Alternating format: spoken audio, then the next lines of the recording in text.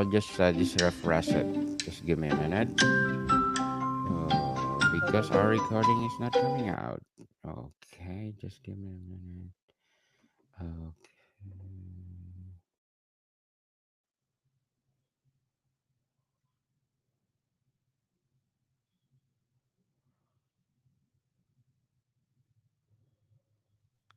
Okay, let's do this again. Where is that? Here we go.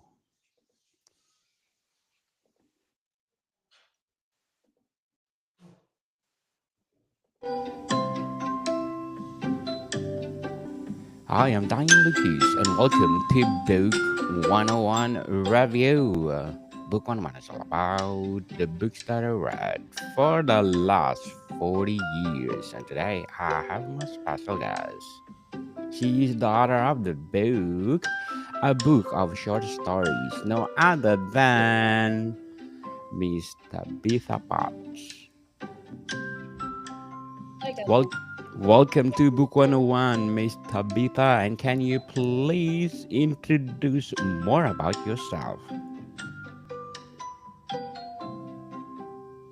Hi, my name's Tabitha. I'm an author of short stories, and I've recently self-published a book of short stories, my first collection, my debut, and it's available on Amazon and online on Waterstones and other independent other bookstores. Miss Tabitha Potts, thank you for sharing your stories to the world. And we're looking forward for more short stories. So, Yes, well, so they are popular right now, apparently. yes, what defines a short story and how does it differ from other forms of writing?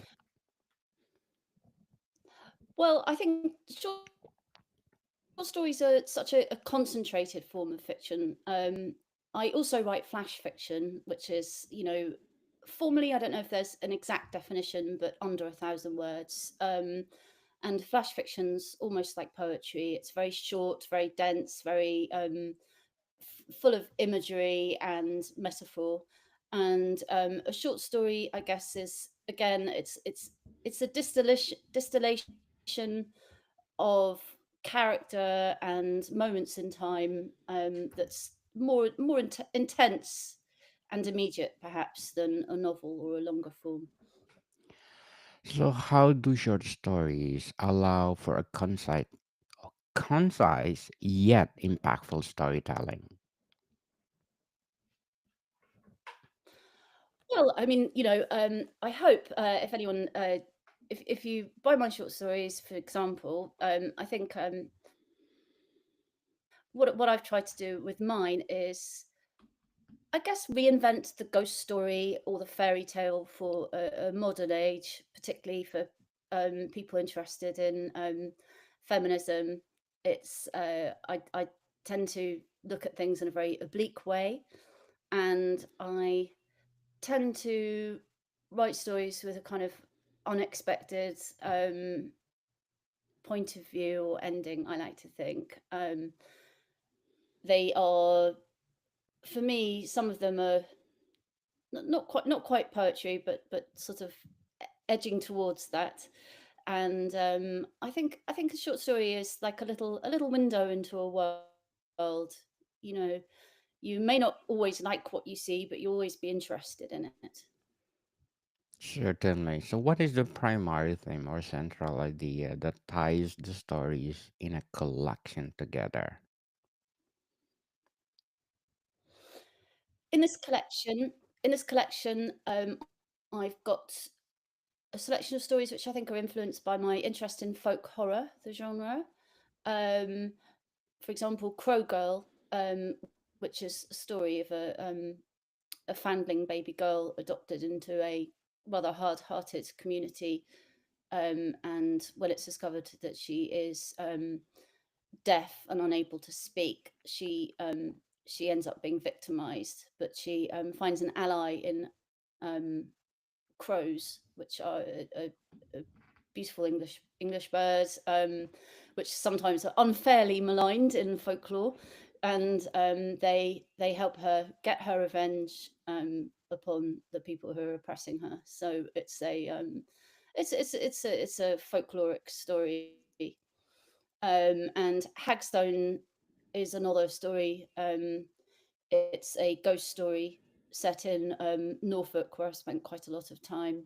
Um, the My main character finds a magical hagstone on the beach, which is something. A hagstone is a stone with a hole in it, and traditionally, if you held one up to your eye, you'd be able to see another world, possibly through the hole in the stone. Anyway, I use that sort of as a kind of introduction to the whole. Norfolk's got a very rich history of witchcraft, and my character finds a witch bottle buried in the wall of her cottage.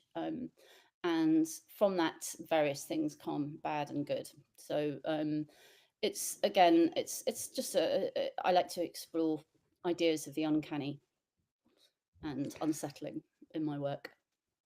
So, Miss Tabitha, how do you decide the order of stories with a collection or within a collection? Um, that's a that's a very good question. The original reason I chose these stories is they'd all either won prizes or they had been published in literary magazines. Um, I'm sure you know it's quite difficult for authors to get collections of short stories published. So, as I'm very much someone who likes doing things themselves, I also set up a podcast on my own. I thought, you know what? I think I'd just like to release this collection by myself. So I did, and the order of the stories is I think I alternated some of the more ghostly or magical ones with some slightly more realistic ones.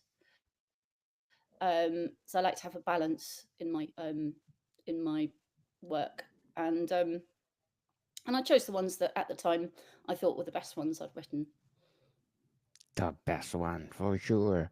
So, what role does pacing play in a short stories compared to a longer works?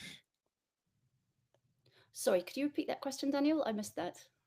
What role does pacing play in a short stories compared to a longer works? That's a very good question. Um, I don't know if pacing is quite so crucial because um, you don't have the same demands on a reader's attention span in a short story that you might have in a novel. Um, but it's still very possible to get bored in the middle of a 2,000 word long story. You've got to hold the reader's attention. That's always important. I like to think um, that my characters are powerful enough and interesting enough that readers will want to come with them to the end of the short story. But it's never a guarantee. I think you just have to make your characterization as interesting as you can and make readers want to read to the end. Essentially, that's always what you want to do as a writer. Very well said, Mr. Deepa. Very well said. So, how did you create a vivid characters in the limited space of a short story? Well, that's another very good question. I think that a for me, short stories usually come to me as images. So for Crow Girl, which is the my favorite story in the collection, I think in fact I saw someone in my local cemetery park. That's a churchyard, very sort of gothic, full of trees and gravestones. And anyway, there was this young woman wearing a red coat feeding the crows in the cemetery park, and I just I was just struck watching her. I love the idea that she had this relationship with the crows and came in to feed them every day, and the image stuck with me. I sat down to write this story, a story, for something called the Mechanics Institute Review online folklore story competition or something. It was for a competition for a university magazine, and the the girl feeding the crows came back to me, and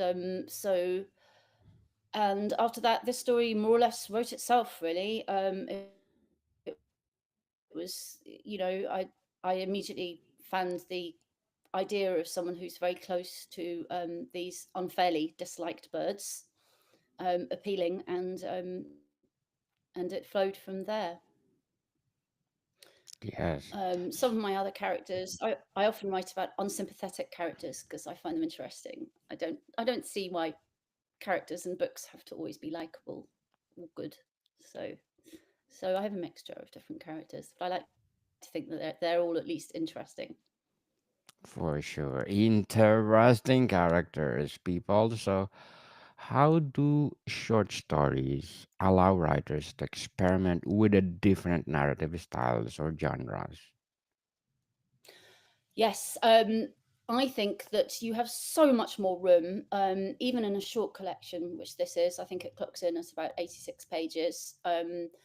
It's not perhaps as long as some short story collections might be, but the wonderful thing about being a short story writer is you can experiment with genre. I've written, I suppose, literary short stories, as in with a realist framework, because that seems to be what's preferred as a literary, traditional literary writer.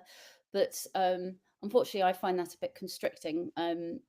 The y- tying myself purely to what I see and hear around me, and I want to explore other worlds and universes. So I've written um, sci-fi and fantasy stories as well. I am interested in technology generally, and I'm often quite sort of intrigued to see how society might develop in the future. So I've written sci-fi and fantasy stories too, and I probably will always continue to do so. And I'm also quite interested in the idea of ghosts and other forms of, I guess, the idea of some form of life after death. So I explore that too. I write a lot about ghosts and the uncanny in my work, and ghost stories have a strange, I'd say, almost ghostly relationship with, I guess, the accepted literary genre, in that they kind of haunt it. They're kind of, they're there, but are they fully accepted? I'm not sure. It's like, I wouldn't say that the best short story writers. Um, it's often as though people say, oh, well, they were a ghost story writer, but they also wrote, proper books, and that way, that they're allowed into the canon. Oh, Miss And I Tabitha. again, I don't like rules, so I like to write what I want to write, and Yes, that's what I for sure. do. For sure. I love ghosts, so keep up the good work. So Yes. what are the common techniques used to create powerful openings in a short stories? Okay, that's making me immediately question all my openings. Um, I think my opening to Crow Girl is good. It begins, I was a foundling brat. I think that shows that the character feels excluded from general society, and her feeling of being disapproved of or looked down on. Um, and I recently I recently spoke to a writer who says that she works on her first paragraph for up to 6 months. She may has to have it completely perfect before she can even continue to write the novel. I have to say I'm a bit more of a sort of impulsive writer than that, and I tend to just um, start at the beginning and then carry on. I don't revise my first paragraphs that much either, so perhaps I should. I think it's I do often do second and third drafts of stories, but you know, I like to get them out there, get them down on paper quickly. I always feel like they might desert me if I don't move fast. Yes, fast, fast, fast, like the short stories. So, what strategies did you use to deliver a satisfying ending in a short story? Yes. Again, I think the question is, what is an ending? If it's if you're trying to write a sort of, I guess, I think what you want to do in a story is create a moment of growth or change in your main character. So the character does have to go on a journey. The journey could be inward or it could be outward. And at the end of the journey, that character learns something or a change has taken place. I mean, that's how I understand story. But in terms of putting a neat bow on the story or resolving it all completely, um, again, I like my stories to leave a few questions in the reader's mind. I'm not in the business of giving, you know, completely resolved endings. I think that a story has its own little life beyond the page in the reader's mind, and so I like to perhaps not resolve everything. If that's Indeed. so, I suppose by satisfying, an ending should make you think, and and I hope that my stories do that to some degree. Definitely. So, Miss Tabitha, what is your advice for those aspiring writers out there want to create a collection of short stories? Right. Well, I think the best advice that I could give is keep writing short stories, keep reading short stories. Um, Start with, you may not be an image person like me. You may be someone who hears a sentence and is inspired by that, but go from find a kernel of something that excites or interests you and build your story around that. And then I would say you could it's always a good idea to try and get published and enter as many prizes and such like as you can, just because it helps you to get out there and helps you to build an audience. um, but you can do your own collection and self-published as I did, without it's really not that much of a hard thing to do. You just need to put some time and energy into it, and the other way, of course, is to find an agent and approach a traditional publisher. There are some competitions for short story collections, and I'd always recommend entering those as well. Um, I just didn't end up going down that route. Very well said and good advice, Miss Tabitha. I hope you will learn from Miss Tabitha in writing short stories. So, what is your short term and long term goals in writing? I'm actually having a novel published by Rowan Prose Publishing in 2026. So my first novel is coming out. And the next thing I'm going to do is create a second short story collection from some of my more recently published short stories. Um, I'm just trying to make this one a bit longer for people who've read the first collection. And so I have a couple of extra short stories to write, and then I'm hoping to bring out the short story collection early next year. And the novel is coming out in 2026, traditionally published by Rowan Prose Publishing. Good luck for your goals, Mr. Beta, and looking forward for your first novel. You are most welcome to come back and promote on Book 101 review. So can you I'd please love to. invite our Thank you. yes, can you please invite our listeners to support your book, a book of a short stories.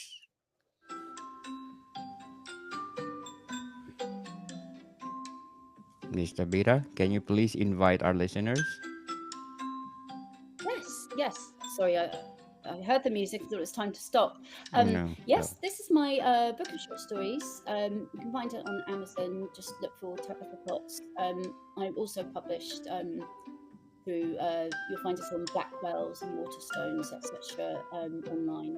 So I hope you enjoy the collection, and do please leave a review. It's so helpful, particularly for indie authors.